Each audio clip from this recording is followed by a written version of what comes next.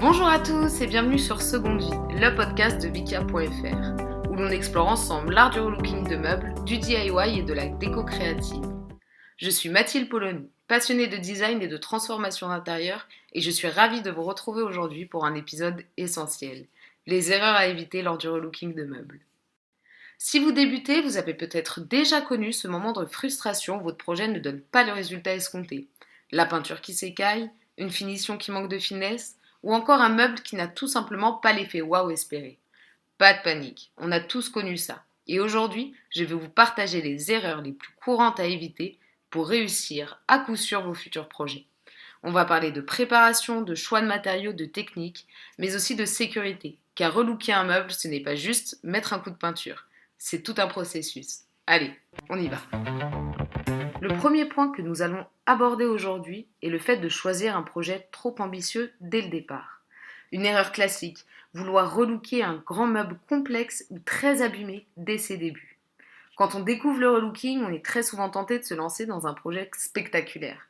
Une armoire ancienne, pleine de détails, un buffet massif ou encore une table avec des pieds sculptés.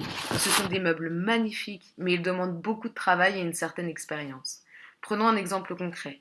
Imaginez que vous ayez récupéré une vieille armoire familiale. Elle est vernie, elle a des moulures complexes et quelques parties abîmées par l'humidité.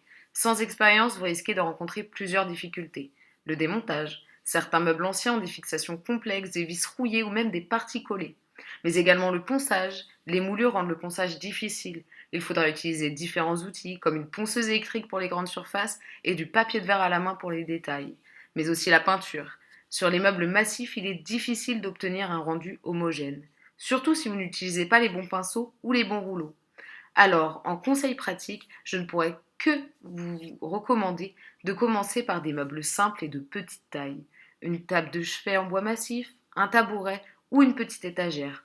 Ou bien encore une boîte ou un cadre photo en bois pour vous exercer à la peinture et à la finition. Le second point, bien trop souvent, est de négliger la préparation du meuble. Une erreur classique, passer directement à la peinture sans préparer correctement son meuble. On en vient maintenant à ce que j'appelle l'erreur fatale. Si vous voulez un projet durable et esthétique, la préparation est primordiale. C'est un peu comme les fondations d'une maison. Si elles ne sont pas solides, tout ce que vous construirez dessus finira par s'écrouler. Nous allons aborder les étapes détaillées de la préparation. En premier lieu, un nettoyage approfondi. Si le meuble est légèrement poussiéreux, utilisez un chiffon humide. Si le meuble a été ciré, utilisez un produit dessireur et un tampon abrasif pour enlever les couches de cire. Et enfin, si le meuble présente des taches de graisse, un dégraissant doux sera nécessaire. Pour vérifier que toute la cire a été enlevée, passez un peu d'eau sur le meuble. Si l'eau ne s'étale pas uniformément et forme des gouttes, c'est qu'il reste de la cire. Pour les meubles très anciens avec une odeur persistante de renfermé, ajoutez quelques gouttes de vinaigre blanc dans l'eau de nettoyage. Et vous verrez, c'est magique. La deuxième étape très importante consiste au ponçage. Le ponçage doit être une étape très minutieuse. Utilisez un papier de verre à grain moyen, 120-150, pour retirer les finitions existantes. Insistez sur les zones très lisses et brillantes, car la peinture n'adhérera pas correctement sur une surface vernie non poncée. Pour les moulures et les zones difficiles d'accès, utilisez une cale à poncer fine ou même des éponges abrasives. Néanmoins, attention à ne pas poncer trop fort au point d'endommager le bois. Si vous travaillez sur un meuble plaqué, si vous enlevez trop de matière, vous risquez de faire apparaître la sous-couche et d'affaiblir la structure. Attention également à ne pas utiliser des matériaux de mauvaise qualité. Une erreur classique, acheter de la peinture bon marché et des outils de mauvaise qualité. Alors là, je vous arrête tout de suite. Économiser sur les matériaux, c'est souvent une fausse bonne idée. Une peinture bas de gamme aura une mauvaise couvrance, ce qui vous obligera à multiplier les couches. Résultat, vous y passerez plus de temps et au final le rendu ne sera pas aussi beau et durable. Mais alors, que choisir, me direz-vous?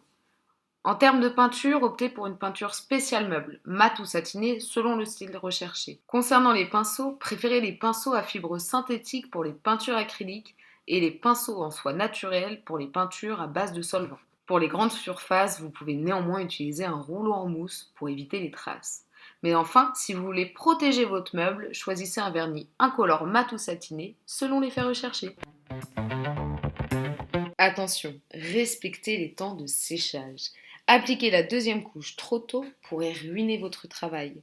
Quand on est pressé de finir, on a tendance à zapper les temps de séchage.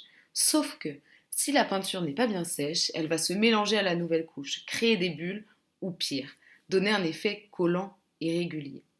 Respectez les consignes des fabricants. En général, peinture acrylique, 4 à 6 heures entre chaque couche. Concernant le vernis, 24 heures minimum avant d'utiliser le meuble. Voilà, on a fait le tour des erreurs les plus fréquentes à éviter quand on relook un meuble. J'espère que cet épisode vous a été utile. Si vous avez des questions ou des anecdotes à partager, rendez-vous sur Instagram @vikia.off ou sur notre site internet vikia.fr. Dans le prochain épisode, on parlera des techniques de personnalisation avancées, patines, pochoirs et même dorures. Bref, de quoi rendre vos meubles vraiment uniques. Merci pour votre écoute.